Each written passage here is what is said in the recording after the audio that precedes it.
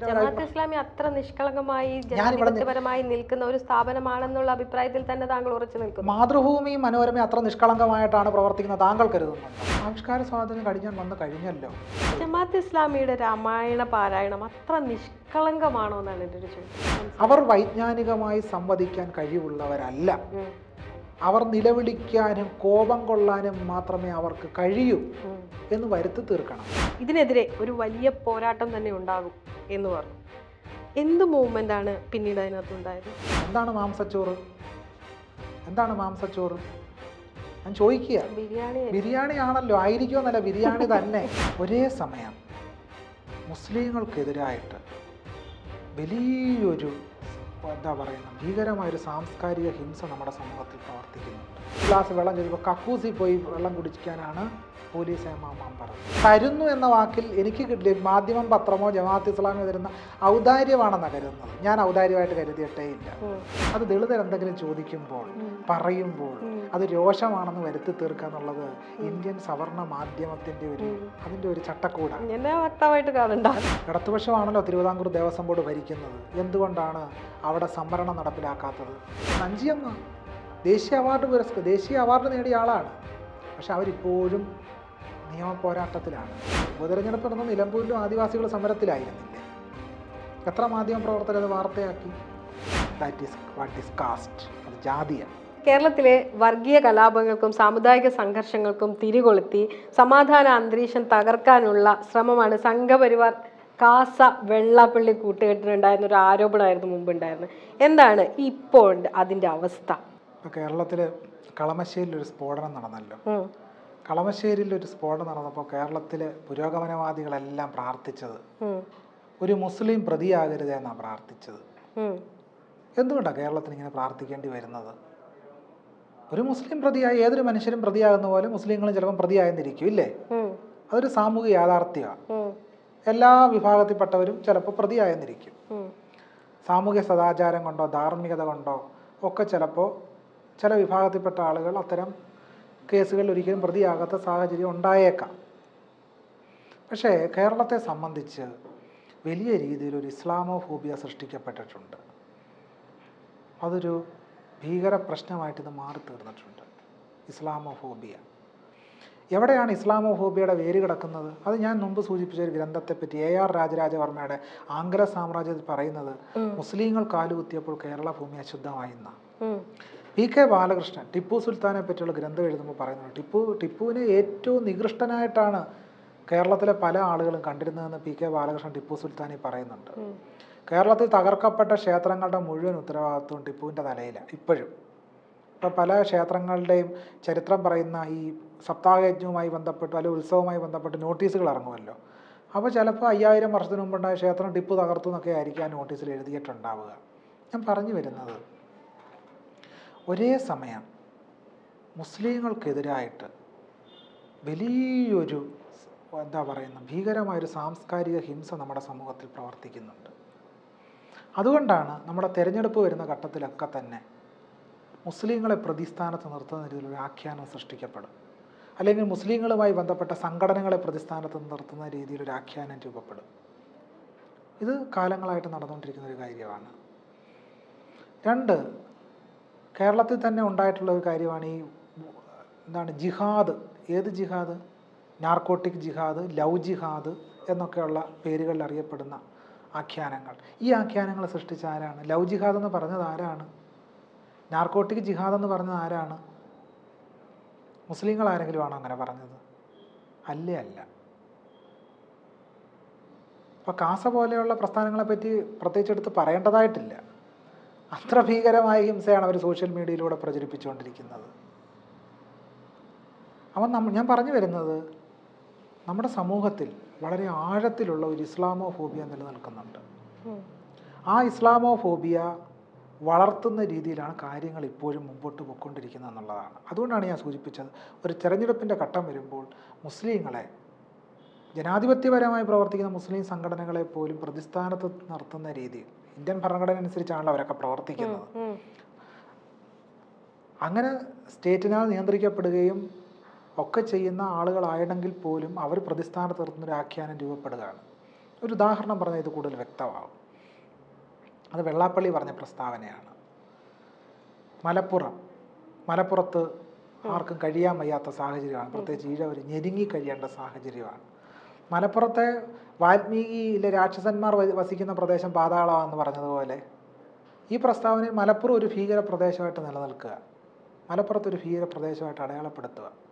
സംവരണം മുഴുവൻ മുസ്ലിങ്ങൾ അടിച്ചുകൊണ്ട് പോകുന്നേ, മുസ്ലിങ്ങളാണ് സംവരണം മുഴുവൻ അപഹരിച്ചുകൊണ്ട് പോകുന്നത് എന്നുള്ള ഒരു നറേറ്റീവ് സൃഷ്ടിക്കുക. സച്ചാർ കമ്മീഷൻ റിപ്പോർട്ട് വളരെ കൃത്യമായിട്ട് പറയുന്നുണ്ട്. അതുപോലെ തന്നെ പാർലമെൻറ്റിൽ വെച്ച കണക്ക്, ഉന്നത വിദ്യാഭ്യാസ മന്ത്രാലയം പാർലമെൻറ്റിൽ വെച്ച കണക്ക് സൂചിപ്പിക്കുന്നത് ഇന്ത്യൻ IIT-കളിൽ 6049 അധ്യാപക തസ്തികകളിലും സവർണരാണെന്ന്. പാർലമെൻറ്റിൽ വെച്ച കണക്കുകൾ തന്നെ സൂചിപ്പിക്കുന്നത് ഇന്ത്യയിലെ സ്ഥാപനങ്ങളിൽ നിന്ന് പുറന്തള്ളപ്പെടുന്നവർ ഏറെയും മുസ്ലിങ്ങളാണെന്നാണ്. ഇത് കേരളത്തിലും അവസ്ഥ ഇത് തന്നെയാണ്. ഇസ്ലാമോഫോബിയയുടെ കാര്യം പറഞ്ഞുകൊണ്ട് ഞാൻ ചോദിക്കാം, ജമാഅത്തെ ഇസ്ലാമിയുടെ ഒരു മാധ്യമത്തിലൂടെ താങ്കൾ നടത്തിയ രാമായണത്തെ കുറിച്ച് നടത്തിയ ലേഖനമുണ്ടല്ലോ, ഇതിൽ ഇപ്പോഴും അതിൽ തന്നെ വിശ്വസിക്കുന്നുണ്ടോ? അത് ശരിയാണെന്ന് തോന്നുന്നുണ്ടോ? ഏത് ശരിയാണോ ചോദിക്കുന്നത്? അതായത് ജമാഅത്തെ ഇസ്ലാമിയുടെ പത്രത്തിലൂടെയാണല്ലോ സാർ അവസാനം ഈ രാമായണത്തെ എന്താ പറയാ? അല്ല, ജമാഅത്ത് ഇസ്ലാമിയുടെ ആ പത്രത്തിന്റെ പേര് താങ്കൾ പറയാത്ത എന്തുകൊണ്ടാണ്? മാധ്യമം എന്ന് പത്രം അല്ല, ഈ ഞാൻ പറഞ്ഞു വരുന്നത് എന്തുകൊണ്ടാണ് ആ പത്രത്തിനൊരു പേരുണ്ടായിരിക്കുക, പേര് പറയാത്തത് എന്തുകൊണ്ടാണ്?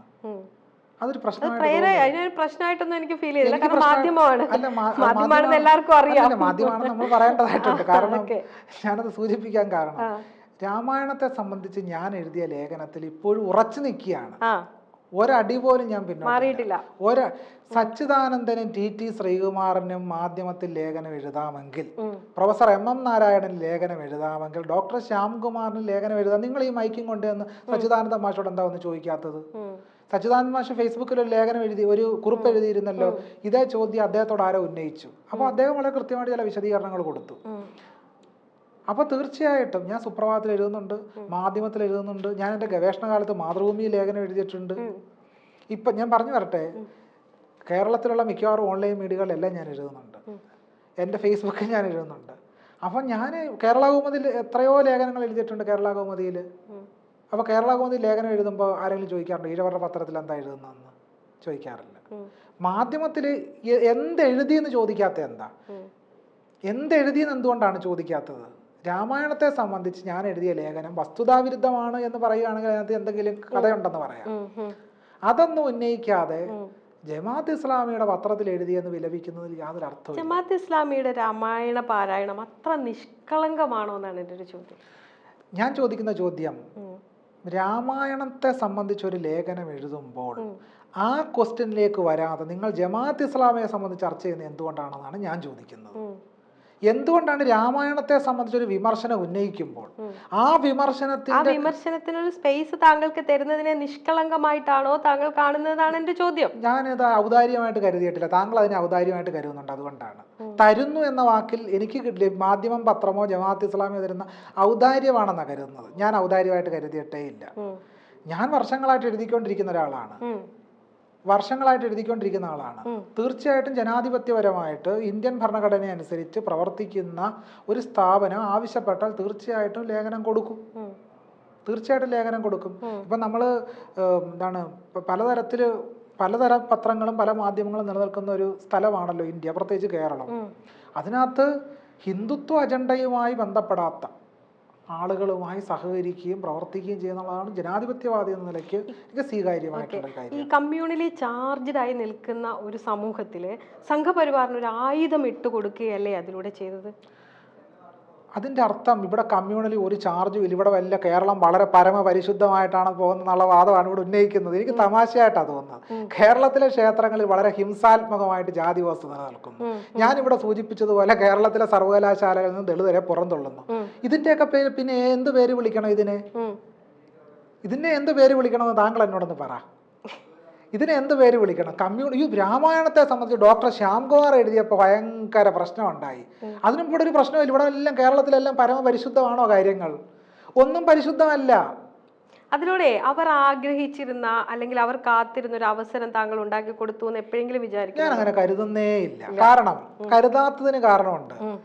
കേരളത്തിന്റെ നവോത്ഥാന നായകൻ, കേരള നവോത്ഥാനത്തിന്റെ പതാകാവാഹകനായിരുന്ന സഹോദരൻ അയ്യപ്പൻ ഗാന്ധിയുടെ മുഖത്ത് നോക്കിയാണ് ചോദിച്ചത്, your Srikrishna was a regular murderer എന്ന് സഹോദരൻ അയ്യപ്പന് ചോദിക്കാമെങ്കിൽ എനിക്കും ചോദിക്കാം. കോട്ടയത്ത് തിരുനക്കര മൈതാനിൽ യോഗം നടന്നപ്പോൾ പണ്ഡിറ്റ് മദൻ മോഹൻ മാളവിയുടെ മുഖത്ത് നോക്കിയാണ് ചോദിച്ചത്, നിങ്ങൾ പറയുന്ന രാമൻ ആ ദശരഥപുത്രനായ രാമൻ തന്നെയല്ലേ എന്നാണ് ചോദിച്ചത്. Doctor B.R. അംബേദ്കർ രാമനെയും സീതയെയും സംബന്ധിച്ച് എന്താണ് പറഞ്ഞത്? Riddles of Rama and Krishna എന്ന് പറയുന്ന പുസ്തകം അദ്ദേഹം എഴുതിയില്ലേ? അപ്പൊ അതുകൊണ്ട് മുസ്ലിങ്ങളുടെ ഏതെങ്കിലും സ്ഥാപനത്തിലെ പത്രത്തിൽ എഴുതിയാൽ ഉടനെ എന്നെ രാക്ഷസവൽക്കരിക്കുക, പൈശാചികവൽക്കരിക്കുക എന്നുള്ള ഒരു രീതി ഇവിടുത്തെ വർഗീയതയുമായി ബന്ധപ്പെട്ടതെന്നാണ്. അപ്പൊ അതിനെ ചൂട്ടുപിടിക്കാൻ ഞാനില്ല. ജനാധിപത്യപരമായി പ്രവർത്തിക്കുന്ന സ്ഥാപനങ്ങളിൽ അത്തരം പത്രമാധ്യമങ്ങൾ എഴുതുക തന്നെ ചെയ്യും. ജമാഅത്തെ ഇസ്ലാമി അത്ര നിഷ്കളങ്കമായി ജനാധിപത്യപരമായി നിൽക്കുന്ന ഒരു സ്ഥാപനമാണെന്നുള്ള അഭിപ്രായത്തിൽ തന്നെ താങ്കൾ ഉറച്ചു നിൽക്കുന്നു. മാതൃഭൂമി മനോരമ അത്ര നിഷ്കളങ്കമായിട്ടാണ് പ്രവർത്തിക്കുന്നത് താങ്കൾ കരുതുന്നുണ്ടോ? ഞാൻ മാധ്യമ പ്രവർത്തകയാണ്. വ്യത്യാസമുണ്ടല്ലോ. ഞാൻ അതേ ചോദ്യം തിരിച്ചു ചോദിക്കാം. മാതൃഭൂമിയിലാണ് ഗാന്ധി ജയന്തിയുടെ അന്ന് ഒരു ഹിന്ദുത്വവാദിയെ കൊണ്ട് ഗാന്ധിയെ പറ്റി ലേഖനം എഴുതിച്ചത്, മറന്നു പോകരുത്. എന്തുകൊണ്ടാണ് ആ ചോദ്യം നമ്മൾ ഉന്നയിക്കാത്തത്? ഉത്സവത്തെ സംബന്ധിച്ച് കേരളത്തിൽ ഉത്സവങ്ങൾ മാത്രമാണെന്നാണ് ചില പത്രങ്ങൾ വായിച്ച് നമുക്ക് തോന്നുക. എന്തുകൊണ്ടാണ് അതിനെ സംബന്ധിച്ച് ചോദ്യങ്ങൾ നമ്മൾ ഉന്നയിക്കാത്തത്? ഇങ്ങനെ വസ്തുതാവിരുദ്ധമായി എത്രയോ ആഖ്യാനങ്ങൾ നിരന്തരം ചില പത്രങ്ങൾ സൃഷ്ടിച്ചുകൊണ്ടിരിക്കുകയാണ്. അതിനെതിരെ ഒന്നും നമുക്ക് ചോദ്യമില്ല. അതൊന്നും നമ്മുടെ കണ്ണിൽ പിടിക്കത്തുമില്ല. അപ്പം മാധ്യമപ്രവർത്തകരെന്ന് പറയുന്നത് നിങ്ങൾ തന്നെ ചില നറേറ്റീവ് സൃഷ്ടിച്ച് നിങ്ങൾക്ക് തന്നെ ചില അജണ്ടകളുണ്ട്. ആ അജണ്ടയുടെ അടിസ്ഥാനത്തിൽ എന്നോട് ചോദ്യം ചോദിക്കുക. ആ അജണ്ടയുടെ അനുസരിച്ച് ചോദ്യത്തിന് ഉത്തരം പറയാനുള്ള ഒരു ബാധ്യത എനിക്കില്ല. രാമായണത്തെ സംബന്ധിച്ച് മാധ്യമം പത്രത്തിൽ എഴുതിയ അതേ നിലപാട് തന്നെ DC ബുക്സ് പ്രസിദ്ധീകരിച്ച എൻ്റെ ആരുടെ രാമനിൽ പറഞ്ഞിട്ടുണ്ട്. ഇത് വർഷങ്ങളായിട്ട് ഞാൻ എഴുതിക്കൊണ്ടിരിക്കുന്നതാണ്. സനാതന ധർമ്മത്തെ സംബന്ധിച്ച് ലേഖനം ഞാൻ ദേശാഭിമാനിയിൽ എഴുതിയിട്ടുണ്ട്. എന്താ അതിനെ സംബന്ധിച്ച് ആദരക്കൊന്നും ചോദിക്കാനില്ലാത്തത്? ദേശാഭിമാനി ഞാൻ ലേഖനം എഴുതിയിട്ടുണ്ടല്ലോ. ദേശാഭിമാനി പത്രത്തിലും ലേഖനം എഴുതിയിട്ടുണ്ട്, ദേശാഭിമാനി വാരികയിൽ എഴുതിയിട്ടുണ്ട്, ചിന്തയിൽ ലേഖനം എഴുതിയിട്ടുണ്ട്. അപ്പം ഞാൻ എവിടെ എഴുതണമെന്നുള്ളത് എൻ്റെ തീരുമാനമാണ്. ഒരു വിഷയം. രണ്ടാമത്തെ ചോദ്യം, എന്തുകൊണ്ടാണ് പ്രൊഫസർ TT ശ്രീകുമാറിനോടും സച്ചിദാനന്ദം മാഷിനോടും പ്രൊഫസർ MM നാരായണനോടും നിങ്ങൾ ഇതേ ചോദ്യം ചോദിക്കാത്തത്? അവിടാണ് മാധ്യമ പ്രവർത്തകർ പോലും കൊണ്ടു നടക്കുന്ന ജാതി പുറത്തു വരുന്ന. അപ്പോഴാണ് അത് ജാതിയാ. എന്നോട് അങ്ങനെ ചോദിക്കാമെന്ന് നിങ്ങൾ കരുതുന്നു. സച്ചിദാനന്ദ മാഷോട് നിങ്ങൾ അങ്ങനെ ചോദിക്കില്ല. അദ്ദേഹത്തോട് ഈ ചോദ്യം ചോദിക്കണം കേട്ടോ. ചോദ്യം ചോദിച്ചാൽ അദ്ദേഹം ഒന്ന് മറുപടി പറയുന്നത് എന്നെ ഒന്ന് അറിയിച്ചാൽ കൊള്ളാം. അല്ല, ഞാനത് ചോദിക്കാൻ കാരണം, അതായത് ജമാഅത്തെ ഇസ്ലാമി എപ്പോഴും നമ്മൾ അതിൽ ആ പോയിന്റ് ഒന്ന് പറഞ്ഞോട്ടെ. അതായത് ദളിത് രാഷ്ട്രീയം ഉന്നയിക്കുന്ന അല്ലെ ദളിത് രാഷ്ട്രീയത്തെ ചേർത്ത് നിർത്തൂ എന്ന് പറയുന്നുണ്ട്. ആ പറച്ചിലിനകത്ത് നിഷ്കളങ്കതയുണ്ടോ? അതിനായിട്ട് അവർ ഒരു ടൂളായിട്ട് ഉപയോഗിച്ചിരുന്നോ എന്നറിയാനാണ് ഞാൻ ചോദിക്കുന്നത്. ഞാൻ ജമാഅത്ത് ഇസ്ലാമിയുടെ സംഘടനാ പ്രവർത്തനം അല്ലാത്തത് കാരണം എനിക്ക് ചോദ്യത്തിനൊന്നും മറുപടി പറയാൻ കഴിയില്ല. ഇതൊക്കെ സംഘടനാപരമായി അത് ഏതെങ്കിലും ജമാഅത്ത് ഇസ്ലാമിക്കാരോട് തന്നെ ചോദിക്കണം. ഞാൻ ജമാഅത്ത് ഇസ്ലാമിയായിട്ട് യാതൊരു ബന്ധവും ഇല്ലാത്ത ഒരാളാണ്. ഞാൻ വളരെ സ്വതന്ത്രമായി പ്രവർത്തിക്കുന്ന, സ്വതന്ത്രമായ നിലപാടുള്ള ഒരാളാണ്. അപ്പോൾ അതുകൊണ്ട് ഇത്തരം ചോദ്യങ്ങളൊക്കെ ഏതെങ്കിലും ജമാഅത്ത് ഇസ്ലാമിക്കാരോട് നിങ്ങൾ ചോദിച്ചു നോക്കൂ. മാധ്യമം പത്രത്തിൽ ഞാൻ എഴുതുന്നത് എൻ്റെതായ സ്വതന്ത്ര നിലപാട്. ദേശാഭിമാനിയുടെ കാര്യം പറഞ്ഞുകൊണ്ട് ഒരു കാര്യം അതുകൊണ്ട് കൂട്ടിച്ചേർക്ക് വേഗം ചോദിക്കാമല്ലോ. അപ്പോൾ CPM എന്ന് പറയുന്ന ഒരു പ്രസ്ഥാനം, അല്ലെങ്കിൽ കമ്മ്യൂണിസ്റ്റ് പാർട്ടി, അല്ലെങ്കിൽ ഇടതുപക്ഷം, അങ്ങനെ പറയാം നമുക്ക് മൊത്തത്തിൽ ഒരു കുടക്കീഴിൽ കൊണ്ടുവരുന്നത്, ഇടതുപക്ഷം മുഴുവനും ദളിതരെ ചേർത്ത് പിടിക്കുന്നു എന്ന്, അല്ലെങ്കിൽ ചേർത്ത് പിടിച്ചു എന്ന് ഒക്കെ അവകാശപ്പെടുന്നുണ്ട്. അല്ലെങ്കിൽ പുരോഗമനപരമായ കുറേ കാര്യങ്ങൾ ചെയ്തു എന്ന് നമ്മൾ കാണുന്നു, പറയുന്നു, എഴുതുന്നു, പ്രസംഗിക്കുന്നു. പക്ഷേ അതിനകത്ത് എത്രത്തോളം യാഥാർത്ഥ്യമുണ്ട്? ഇടതുപക്ഷം ചേർത്ത് പിടിച്ചിട്ട് തന്നെ ഉണ്ടോ ദളിത് വിഭാഗത്തെ? ഈ കേരളത്തിൽ കാലിക്കറ്റ് സർവകലാശാലയിലാണല്ലോ ഭീകരമായ സംവരണ അട്ടിമറി നടന്നത്. എന്തുകൊണ്ടാണ് ഹൈക്കോടതി വിധി വന്നിട്ട് പോലും ഡോക്ടർ താരയുടെയും ഡോക്ടർ സുരേഷ് പുത്തൻപറമ്പിൻ്റെയും നിയമനം നടത്താൻ കാലിക്കറ്റ് സർവകലാശാല തയ്യാറാകാത്തത് എന്തുകൊണ്ടാണ്? ഇടതുപക്ഷമാണല്ലോ തിരുവിതാംകൂർ ദേവസ്വം ബോർഡ് ഭരിക്കുന്നത്. എന്തുകൊണ്ടാണ് അവിടെ സംവരണം നടപ്പിലാക്കാത്തത്? ഹൈക്കോടതിയിൽ ജുഡീഷ്യൽ സ്ഥാപനത്തിൽ, സുപ്രീം കോടതി ഒരു ജുഡീഷ്യൽ സ്ഥാപനമാണ്. അവിടെ ജഡ്ജിമാർ ഒഴികെയുള്ള എല്ലാ നിയമനത്തിലും ഇപ്പോൾ SC/ST സംവരണം, OBC സംവരണം വന്നു കഴിഞ്ഞു. CPM അതിനെ സ്വാഗതം ചെയ്തു. എന്തുകൊണ്ടാണ് അങ്ങനെ സ്വാഗതം ചെയ്യുന്ന CPM എന്തുകൊണ്ടാണ് കേരളത്തിൽ തിരുവിതാംകൂർ ദേവസ്വം ബോർഡിന് കീഴിലുള്ള കോളേജുകളിൽ സംവരണം നടപ്പിലാക്കാത്തത്? സംവരണം നടപ്പിലാക്കണമല്ലോ. എന്തുകൊണ്ടാണ് അഖിലേന്ത്യാ അടിസ്ഥാനത്തിൽ ജാതി സെൻസസിനെ സ്വാഗതം ചെയ്യുന്ന പുരോഗമന കക്ഷികൾ കേരളത്തിൽ ജാതി സെൻസസ് നടത്തുന്നതിന് എന്താണ് തടസ്സം? ഈ ചോദ്യത്തിനൊക്കെ ഉത്തരം കിട്ടണ്ടേ? കോളനികളായിട്ടൊക്കെ ഇപ്പോഴും നിലനിൽക്കുകയല്ലേ? ദളിതരുടെ അടിസ്ഥാനപരമായ അവകാശം എന്താണ്? ഭൂമി ലഭിക്കുക എന്നുള്ളതാണ്. ആ ഭൂമിയില്ലാതെ ആകാശക്കോട്ട കെട്ടിക്കൊടുക്കുക, ആകാശക്കോട്ടയ്ക്കകത്ത് അവർ കഴിയുക, അവർ അടിസ്ഥാനപരമായിട്ടുള്ള ഭൂമി നിഷേധിക്കുക. അത് അഞ്ചിയമ്മ ദേശീയ അവാർഡ് നേടിയ ആളാണ്. പക്ഷെ അവരിപ്പോഴും നിയമ പോരാട്ടത്തിലാണ്, അവർക്ക് അവകാശപ്പെട്ട ഭൂമിക്ക് വേണ്ടിയുള്ള പോരാട്ടത്തിലാണ്. അപ്പോൾ ദളിതരും ആദിവാസികളും ഒക്കെ തന്നെ ഇത്തരം പോരാട്ടങ്ങൾ തുടരുകയാണ്. നിലമ്പൂർ ഇപ്പോൾ ഒരു ഉപതെരഞ്ഞെടുപ്പ് നടന്ന നിലമ്പൂരിലും ആദിവാസികൾ സമരത്തിലായിരുന്നില്ലേ? എത്ര മാധ്യമപ്രവർത്തകർ അത് വാർത്തയാക്കി? അത് പൊതുസമൂഹത്തിൽ ചർച്ചയായ ഒരു വാർത്തയായിട്ട് വന്നോ നിലമ്പൂർ ആദിവാസികളുടെ സമരം? അല്ല, ഞാൻ ഇടതുപക്ഷം ഭരിക്കുന്ന കേരളത്തെ സംബന്ധിച്ചാണ് പറയുന്നത്. ചോദ്യം വളരെ വ്യക്തമാണ്. ഞാൻ ചോദിക്കുന്നത് ആ ചോദ്യത്തോടുള്ള എൻ്റെ രോഷമാണ്. ഇല്ല, രോഷമല്ല. അത് ദളിതർ എന്തെങ്കിലും ചോദിക്കുമ്പോൾ പറയുമ്പോൾ അത് രോഷമാണെന്ന് വരുത്തി തീർക്കുക എന്നുള്ളത് ഇന്ത്യൻ സവർണ മാധ്യമത്തിന്റെ അതിന്റെ ഒരു ചട്ടക്കൂടാണ്. അല്ല, ഈ ചോദ്യം അവിടെ നിന്ന് പുറപ്പെടുന്നതെന്നാണ് ഞാൻ പറഞ്ഞത്. താങ്കൾ അതിന്റെ വക്താവാണെന്ന് ഞാൻ കരുതുന്നില്ല. പക്ഷെ ചോദ്യത്തിന്റെ ഉറവിടം അതാണെന്നാണ് ഞാൻ പറഞ്ഞു വരുന്നത്. കാരണം ഇതേ ചോദ്യം എന്നോടൊരിക്കൽ എൻ്റെ PhD മാർഗനിർദ്ദേശകൻ കൂടിയായ ഒരാൾ, അദ്ദേഹം എന്തുകൊണ്ടാണ് ശ്യാം രോഷം കൊള്ളുന്നത് എന്ന് ചോദിക്കാറുണ്ട്. പക്ഷെ എൻ്റെ മനസ്സിൽ അല്പം പോലും രോഷമില്ല. ഞാൻ വൈജ്ഞാനികമായിട്ടാണ് സമ്മതിക്കുന്നത്. ദളിതർ വൈജ്ഞാനികമായി സമ്മതിക്കുമ്പോൾ അവർ രോഷം കൊള്ളുകയാണ് എന്ന് സ്ഥാനപ്പെടുത്തേണ്ടത് അല്ല ഞാൻ പറഞ്ഞത്. അല്ല, അതിനൊരു സൈക്കോളജിക്കലായിട്ടുള്ള ഒരു അവസ്ഥയുണ്ട്, അതിനൊരു ചരിത്രപരതയുണ്ടെന്നാണ് ഞാൻ പറഞ്ഞു വരുന്നത്. അവർ രോഷം കൊള്ളുകയാണെന്ന് വരുത്തി തീർക്കേണ്ടത് ഒരു അജണ്ടയാണ്. അവർ വൈജ്ഞാനികമായി സമ്മതിക്കാൻ കഴിവുള്ളവരല്ല. അവർ നിലവിളിക്കാനും കോപം കൊള്ളാനും മാത്രമേ അവർക്ക് കഴിയൂ എന്ന് വരുത്തി തീർക്കണം. അതുകൊണ്ടാണ് അതിനെ രോഷമായി സ്ഥാനപ്പെടുത്തുന്നത്. ഈ വ്യത്യാസമുണ്ട്. ഈ വ്യത്യാസം നിങ്ങൾ മനസ്സിലാക്കുന്നത് കൊണ്ടാണ് അത് വളരെ കൃത്യമായ ക്ലാരിറ്റിയോടുകൂടി ഞാൻ പറഞ്ഞത്. അപ്പോൾ ഈ പുറന്തള്ളൽ ഹിംസ നമ്മുടെ സംസ്ഥാനത്ത് നടന്നു വരുന്നുണ്ട്. ബിന്ദു എന്ന് പറയുന്ന ദളിത് സ്ത്രീ ഉത്തരേന്ത്യയിലൊന്നും അല്ലല്ലോ. ബിന്ദു എന്ന് പറയുന്ന ദളിത് സ്ത്രീ അവര് കുടിക്കാൻ വെള്ളം ചോദിച്ചപ്പോൾ പോലീസ് സ്റ്റേഷനിൽ ചെന്ന് നിരപരാധിയായൊരു സ്ത്രീ, അവരെ ഈ കേരളത്തിൽ മറ്റേതെങ്കിലും സമുദായത്തിൽപ്പെട്ട ഒരു സ്ത്രീ ഇതുപോലെ പിടിച്ചുകൊണ്ട് വെക്കാൻ പറ്റുമോ?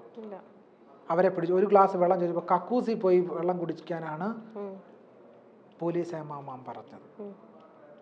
ഇത് മറ്റെവിടെയെങ്കിലും ഇടതുപക്ഷം ഭരിക്കുന്ന കേരളത്തിൽ അത് പ്രത്യേകിച്ച് എടുത്തു പറയേണ്ട ആവശ്യമുണ്ടോ? അത് പ്രത്യേകിച്ച് എടുത്തു പറയേണ്ടതായിട്ടില്ലല്ലോ.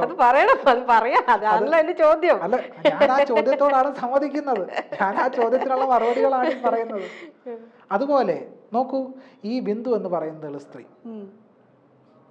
അവർക്കെതിരെ പരാതി കൊടുത്ത ആളുകൾ, പോലീസുകാരൻ്റെയും ആ സ്ത്രീയുടെയും ചിത്രം എന്താ പുറത്തു വിടാത്തത്? ഞാൻ ഈ കേരളത്തിലെ മാധ്യമപ്രവർത്തകരോടാണ് ചോദിക്കുന്നത്. അല്ലാത്ത എല്ലാ കാര്യത്തിനും ഐക്യമായിട്ട് അടുക്കളകളിലും അരങ്ങുകളിലും എല്ലാം പോകുന്ന ആളാണല്ലോ. മരണ വീടുകളിൽ പോലും ആ കരയുന്ന ആളുകളുടെ കണ്ണുനീര് ഒപ്പിയെടുക്കും, ഇല്ലേ? ഒപ്പിയെടുക്കും. പക്ഷെ എന്തുകൊണ്ടാണ് ഈ പറയുന്നത് ബിന്ദു എന്ന് പറയുന്ന ദളിത് സ്ത്രീക്കെതിരെ കള്ളപ്പരാതി കൊടുത്ത സ്ത്രീയെ നമുക്ക് കേരളത്തിന് ആർക്കും അറിയത്തില്ല, അജ്ഞാതമായിട്ട് നിൽക്കുക. പട്ടികാതി കമ്മീഷൻ്റെ ഉത്തരവിൽ അവർ അഡ്രസ്സും എല്ലാം ഉണ്ട്. ആ അഡ്രസ്സ് വെച്ചിട്ട് ഒരു ബൈറ്റ് എടുക്കാൻ എന്താ കേരളത്തിലെ മാധ്യമപ്രവർത്തകർക്ക് പറ്റാത്തത്? That is what is caste. അത് ജാതിയാണ്. അത് ആ പോലീസുകാരനെയും കള്ളപ്പരാതി കൊടുത്ത സ്ത്രീയെയും സംരക്ഷിക്കുന്ന വ്യവസ്ഥയുടെ പേര് ജാതിയാണ്. ആ ജാതി വ്യവസ്ഥയ്ക്ക് വലിയ മാറ്റമൊന്നും വന്നിട്ടൊന്നുമില്ല.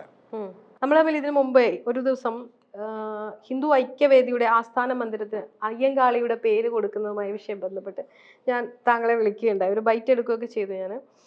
അപ്പോൾ അന്ന് താങ്കൾ എന്നോട് പറഞ്ഞൊരു കാര്യം എന്ന് വെച്ചാൽ ഇതിനെതിരെ ഒരു വലിയ പോരാട്ടം തന്നെ ഉണ്ടാകും എന്ന് പറഞ്ഞു. എന്ത് മൂവ്മെൻ്റാണ് പിന്നീട് അതിനകത്തുണ്ടായത്? പ്രത്യേകിച്ച് നമ്മൾ ഈ പോരാട്ടത്തെ നമ്മൾ കാണേണ്ടത് എല്ലാം ഒരു മാസ് മൂവ്മെന്റ് എന്നുള്ള നിലയ്ക്ക്. നിങ്ങൾ സമരം ചെയ്യണം, അങ്ങനെ പോയി കൊടി പിടിക്കണം എന്നൊന്നല്ല ഞാൻ പറയുന്നത്. പിന്നീട് അതിന് എന്ത് സംഭവിച്ചു? എന്നുള്ളത് നമ്മൾ പരിശോധിക്കേണ്ട ഒരു വിഷയമാണ്. ഈ പേര് കൊടുത്തു എന്നുള്ളത്, ഇപ്പോൾ കേരളത്തിൽ ഊരൂട്ടമ്പലത്തിലാണ് മഹാത്മാ അയ്യങ്കാളിയുടെ പേരുള്ള സ്കൂൾ നിലനിൽക്കുന്നത്, തിരുവനന്തപുരത്ത്. ആ സ്കൂളിൻ്റെ അടുത്ത് തന്നെയാണ് ഒരു സരസ്വതി വിദ്യാലയം ഉള്ളത്. എന്തിനാണ് ആ സ്കൂളിൻ്റെ അടുത്ത്, അയ്യങ്കാളി പഞ്ചമിയുമായി പ്രവേശിച്ച സ്കൂളിൻ്റെ അടുത്ത് എന്തിനാണ് ഹിന്ദുത്വ ശക്തികൾ മറ്റൊരു സരസ്വതി വിദ്യാലയം സ്ഥാപിച്ചിരിക്കുന്നത്? ഏത് ചരിത്ര പരിവർത്തനത്തിന് വേണ്ടിയാ? എന്ത് മറച്ചു പിടിക്കാൻ വേണ്ടിയിട്ടാ? അയ്യങ്കാളി നടത്തിയ പോരാട്ടത്തെ സവർണതയ്ക്കെതിരായി, ബ്രാഹ്മണ്യ മൂല്യവ്യവസ്ഥയ്ക്കെതിരായി, ദളിതർക്കും ആദിവാസികൾക്കും വിദ്യ നിഷേധിക്കുന്ന ബ്രാഹ്മണ്യ പാരമ്പര്യത്തിനെതിരായിട്ടാണ് അയ്യങ്കാളി പോരാടിയത്. ആ ചരിത്ര യാഥാർത്ഥ്യത്തെ തമസ്കരിക്കുന്നതിന് വേണ്ടിയാണ് ഇത്തരം ഒരു സരസ്വതി വിദ്യാലയം തൊട്ടടുത്ത് സ്ഥാപിച്ചത്. ഇത് പറഞ്ഞു വരുന്നതിൻ്റെ അർത്ഥം ചരിത്ര പണ്ഡിതിയായ വിജയ്നാഥ് ബ്രാഹ്മണ്യത്തിൻ്റെ സ്വാംശീകരണ പ്രക്രിയയെ ബ്രാഹ്മണിക്കൽ അക്കൾച്ചറേഷൻ എന്നാണ് വിശദീകരിക്കുന്നത്. ബ്രാഹ്മണിക്കൽ അക്കൾച്ചറേഷൻ, ബ്രാഹ്മണ്യ സ്വാംശീകരണം. ഈ ബ്രാഹ്മണ്യ സ്വാംശീകരണ പ്രതിഭാസത്തിൻ്റെ ഒരു വഴി എന്ന് പറയുന്നത് കേരളത്തിലാവട്ടെ ഇന്ത്യയിലാവട്ടെ വിമോചനാത്മകമായി പ്രവർത്തിച്ച ആളുകളെ ഉൾക്കൊള്ളിക്കുക എന്നുള്ളതാണ്. ബുദ്ധനെ അങ്ങനെ വിഷ്ണുവിൻ്റെ അവതാരമാക്കി ബ്രാഹ്മണ്യം മാറ്റിയെടുത്തു.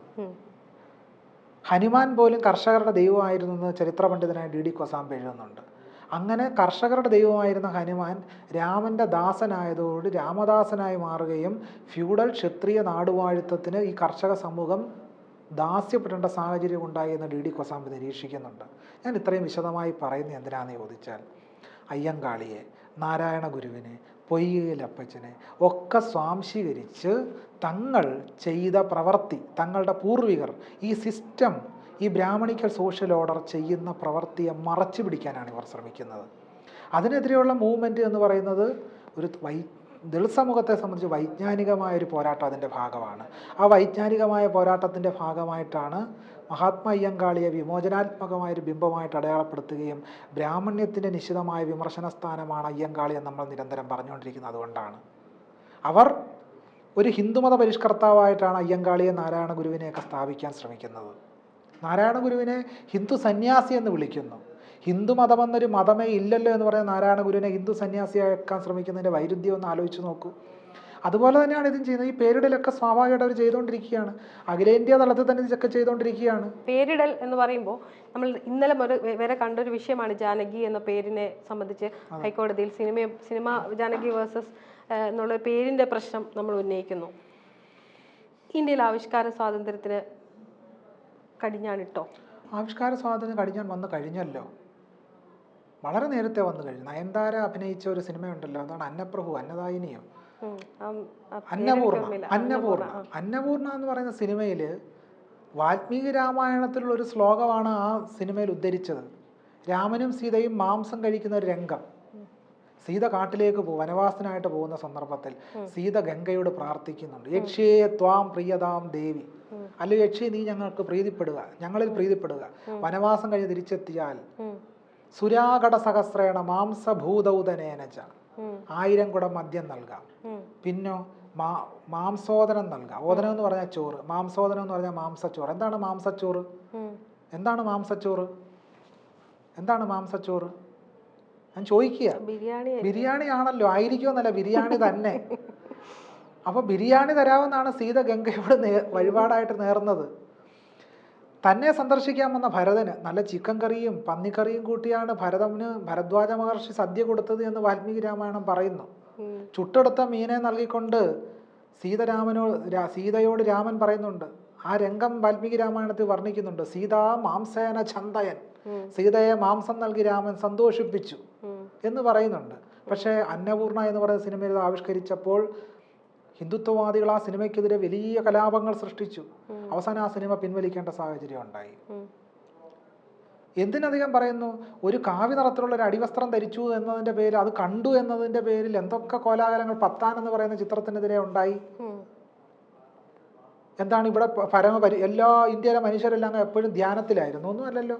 കാമസൂത്രവും കൊക്കോക രഹസ്യവും എഴുതപ്പെട്ട നാടല്ലേ നമ്മുടെ നാട്. ഋഗ്വേദം എടുത്ത് പരിശോധിക്കണം. ഋഗ്വേദത്തിൽ യമയമി സംവാദമുണ്ട്. യമയമി സംവാദത്തിൽ യമനോട് പ്രാർത്ഥിക്കുന്നുണ്ട്. വള്ളത്തോൾ മനോഹരമായി തർജ്ജമ ചെയ്തിരിക്കുന്നു. വള്ളത്തോൾ ഇങ്ങനെ തർജ്ജമ ചെയ്തു ആ യമയമി സംവാദത്തെ: നീലവിശാലമാം വൻകടലിൽ ഏകാന്തമാമി മണൽത്തുരുത്തിൽ ആമോദം ഉൾക്കാമ്പിൽ ഏറ്റമേകും കാമലീലോത്സവം ആസ്വദിക്കാൻ. സഹോദരനോട് പറയുക, കാമലീലോത്സവം ആസ്വദിക്കാൻ വരും, ഞാൻ ഈ ദ്വീപിൽ ഒറ്റയ്ക്കാണ്, നീ ഇങ്ങനെ വെറുതെ നടന്നാൽ മതിയോ ചോദിക്കുക. ഈ പാരമ്പര്യത്തിലേക്കാണ് നമ്മൾ കടന്നു പോകേണ്ടതെങ്കിൽ എന്തായിരിക്കും അവസ്ഥ? ഇങ്ങനെ എത്രയോ രാസക്രീഡയെ പറ്റി പറഞ്ഞിരിക്കുന്നത് ഭാഗവത പുരാണത്തിലല്ലേ. ജയദേവരുടെ ഗീതഗോവിന്ദത്തിൽ സോപാന സംഗീതത്തിന്റെ ആധാര ഗ്രന്ഥമാണല്ലോ ഗീതഗോവിന്ദം. ഗോപി ബീന പയോധര ചഞ്ചല കരയുഗശാലി എന്നൊക്കെ പറയുന്നത് ഗീതാഗോവിന്ദത്തിലല്ലേ? പച്ചയായ രതിയുടെ കാമത്തിന്റെ ആവിഷ്കാരങ്ങളാണ് അതിലെല്ലാം കാണുന്നത്. മോശമാണെന്ന് പറയാൻ പറ്റില്ലല്ലോ. മോശമാണെന്ന് ഞാൻ പറഞ്ഞിട്ടില്ല. എനിക്ക് ഇത്ര അഭിപ്രായമില്ല. അത്ര അഭിപ്രായം എനിക്കില്ല. പക്ഷെ അത് മോശമാണെന്ന് പറയുന്നു ഹിന്ദുത്വവാദികൾ. പക്ഷെ ഗ്രന്ഥങ്ങൾ എടുത്തു നോക്കി ഇത് മാത്രമേ ഉള്ളൂ. അപ്പൊ ഞാൻ പറഞ്ഞു വരുന്നത്, ഇങ്ങനൊരു ചരിത്ര യാഥാർത്ഥ്യം നമുക്ക് മുമ്പിലുണ്ട്. പക്ഷെ ഇതിനെയെല്ലാം തമസ്കരിച്ചുകൊണ്ട്, ഇതിനെയെല്ലാം മറച്ചു പിടിച്ചുകൊണ്ട് മറ്റൊരു സംഗതി നിർമ്മിക്കാനാണ് ഇവർ ശ്രമിക്കുക. അതിൻ്റെ ഭാഗമായിട്ടാണ് ജാനകി എന്ന് പറയുന്ന സീതയുടെ പര്യായമാണ്. അതുകൊണ്ട് ജാനകിയെ ക്രോസ് വിസ്താരം ചെയ്യാൻ പാടില്ല. അപ്പം ഞാൻ ചോദിക്കട്ടെ, ജാനകി എന്ന് പറയുന്നൊരു പെൺകുട്ടി, ഇന്ത്യയിലൊരു പെൺകുട്ടി ഒരു മോഷണം നടത്തുക, അവരെ ക്രോസ് വിസ്താരം ചെയ്യണ്ടേ? ജയിലിലടയ്ക്കണ്ടേ? ഈ നിലയ്ക്ക് പോയ കൃഷ്ണൻ എന്ന് പറയുന്ന പേരുള്ള ഒരാൾ ആരെങ്കിലും ബലാത്കാരം ചെയ്താൽ, സ്ത്രീ പീഡനത്തിൽ അകപ്പെട്ടാൽ കൃഷ്ണൻ എന്ന് പറയുന്ന ആളെ ഒന്നും ചെയ്യണ്ടേ? അല്ല, മറുപടി പറയണേ. രാമൻ എന്ന് പറയുന്ന ഒരാൾ എത്രയോ, കേരളത്തിൽ എത്രയോ രാമൻ, ഞാൻ പറയുന്നത് രാമൻകുട്ടി, കൃഷ്ണൻകുട്ടി, ഇതുപോലെ പേരുണ്ട്. ഈ പേരുള്ള, ഈ ദൈവങ്ങളുടെ പേരുള്ള ആളുകളൊക്കെ പരമ പരിശുദ്ധന്മാരാണെന്ന്. ഹരിചന്ദ്രൻ എന്ന പേരുള്ളവരെല്ലാം സത്യം പറയുന്നവരാ ആണോ? സത്യവതി എന്നുള്ള പേരുള്ള ആളുകൾ സത്യം മാത്രം പറയുന്ന. വിവേകാനന്ദന്റെ പര്യായമാണല്ലോ നരേന്ദ്രൻ. നമ്മുടെ പ്രധാനമന്ത്രിയുടെ പേരും നരേന്ദ്രൻ എന്നാണല്ലോ, നരേന്ദ്രമോദി എന്നാണല്ലോ. ഞാൻ ബാക്കി ചർച്ചകളിലേക്ക് പോകുന്നില്ല. ഇങ്ങനെ എത്രയോ കാര്യങ്ങൾ നമ്മുടെ മുമ്പിലുണ്ട്. അപ്പോൾ കൃഷ്ണൻ എന്ന് ഉള്ള ഒരാൾ ഈ പറയുന്ന രീതി 16,000 കെട്ടാൻ പറ്റുമോ? കൃഷ്ണൻ എന്ന് പറയുന്ന പേര്, അദ്ദേഹം ഒരുപാട് വിവാഹം കഴിച്ചിട്ടുണ്ട്. അതുകൊണ്ട് കൃഷ്ണൻ എന്ന പേരുള്ള ആൾക്ക് എന്തും ആകാം. അങ്ങനെ വന്ന ഒരാളാണല്ലോ വേടൻ എന്ന് പറഞ്ഞ പേരിനെ. നമുക്ക് ഈ പുതിയ കാലത്ത് വേടൻ എന്ന പേരിനെ വെച്ചിട്ട് പല പരാമർശങ്ങളും വന്നിട്ടുണ്ട്. അതിലേക്ക് ഇന്നും ഞാൻ പോകുന്നില്ല. വേടനെ ഭയക്കുന്നത് ആരാണ്? വേടനെ ഭയക്കുന്ന ഹിന്ദുത്വവാദികളും സവർണ ഒളിഗാർക്കിയും, വേറെ ആരുമല്ല. സവർണ ഒളിഗാർക്കിയും ഹിന്ദുത്വവും വേടനെ ഭയപ്പെടുന്നു. അവർ മാത്രമേ ഉള്ളൂ. ഭരണകൂടം ഇല്ലേ? ഭരണകൂടം സവർണ ഒളിഗാർക്കിയാണെന്ന് ഞാൻ പറഞ്ഞു കഴിഞ്ഞല്ലോ. സവർണ ഒളിഗാർക്കി എന്ന് പറഞ്ഞാൽ എന്താണ്? വളരെ ചുരുക്കം വരുന്ന സവർണ വരേണ്യ വിഭാഗങ്ങൾ ഭരണകൂടത്തെ നിയന്ത്രിക്കുന്ന അവസ്ഥാവിശേഷത്തെ സവർണ ഒളിഗാർക്കിക്കലായിട്ടുള്ള ഭരണകൂടം എന്നാണ് വിളിക്കേണ്ടത്. അതാണ് നമ്മുടെ ഭരണകൂടം. സവർണ ഒളിഗാർക്കിയാണ് നമ്മുടെ ഭരണകൂടത്തെ നിയന്ത്രിക്കുന്നത്. അതുകൊണ്ടാണ് സവർണ ഒളിഗാർക്കി ഹിന്ദുത്വവും നമ്മുടെ വേടനെ ഭയപ്പെടുന്നു എന്ന് ഞാൻ പറയുന്നതിന് കാരണം അതാണ്. പ്രാതിനിധ്യ ജനാധിപത്യത്തെ തകർക്കുകയാണ് സവർണ ഒളിഗാർക്കി. അതുകൊണ്ട് പ്രാതിനിധ്യ ജനാധിപത്യത്തിന് വേണ്ടിയാണ് വേടൻ വാദിക്കുന്നത്. നീ പാണനല്ല, പറയാനല്ല, നീ തമ്പുരാനും അല്ലെന്ന് പറയുമ്പോൾ അതിൻ്റെ അർത്ഥം എന്താ? അതിൽ ചില സാരങ്ങളുണ്ട്. സമൂഹത്തിൽ സമത്വത്തിൻ്റെ മൂല്യമാണ് വേടൻ അവിടെ ആ പാട്ടിലൂടെ സ്ഥാപിക്കുന്നത്. അപ്പോൾ അതുകൊണ്ട് അതിനെ ഭയപ്പെടുന്നു. നോക്കൂ, ഈ പറയുന്ന വാതാപി ഗണപതി കേൾക്കാൻ കേരളത്തിൽ 10,000-കണക്കിന് ആളുകൾ കൂടിയിട്ടുണ്ടോ? എവിടെങ്കിലും 20,000 ആളുകൾ എവിടെങ്കിലും കൂടിയിട്ടുണ്ടോ? പത്രമാധ്യമങ്ങളുടെ റിപ്പോർട്ട് കാണുമല്ലോ, നമുക്കൊന്ന് പരിശോധിക്കണമല്ലോ. അത് കൂടിയിട്ടില്ല. ആര് പോകാനാണ് ഇതിനൊക്കെ? പോകുന്നവരുണ്ടാവും തീർച്ചയായിട്ടും, ഇല്ലെന്നൊന്നും പറയുന്നില്ല. പക്ഷേ അതിൽ നിന്നൊക്കെ വ്യത്യസ്തമായി വേടൻ്റെ പാട്ട് കേൾക്കുവാൻ ലക്ഷക്കണക്കിന് ആളുകൾ തയ്യാറാവും. കുറേയധികം കാര്യങ്ങൾ നമ്മൾ ഈ വിഷയമായി സംസാരിച്ചു കഴിഞ്ഞു. എനിക്ക് ചോദ്യങ്ങൾ ഇനിയും ഉണ്ട് കേട്ടോ. ഇങ്ങനെ ബണ്ടിൽ ഓഫ് ചോദ്യങ്ങളുണ്ട്. പക്ഷെ സമയപരിമിതി മൂലം മാത്രം ഞാൻ ഇടപെടുകയാണ്. അപ്പോൾ thank you so much. Thank you. വളരെയധികം സന്തോഷം.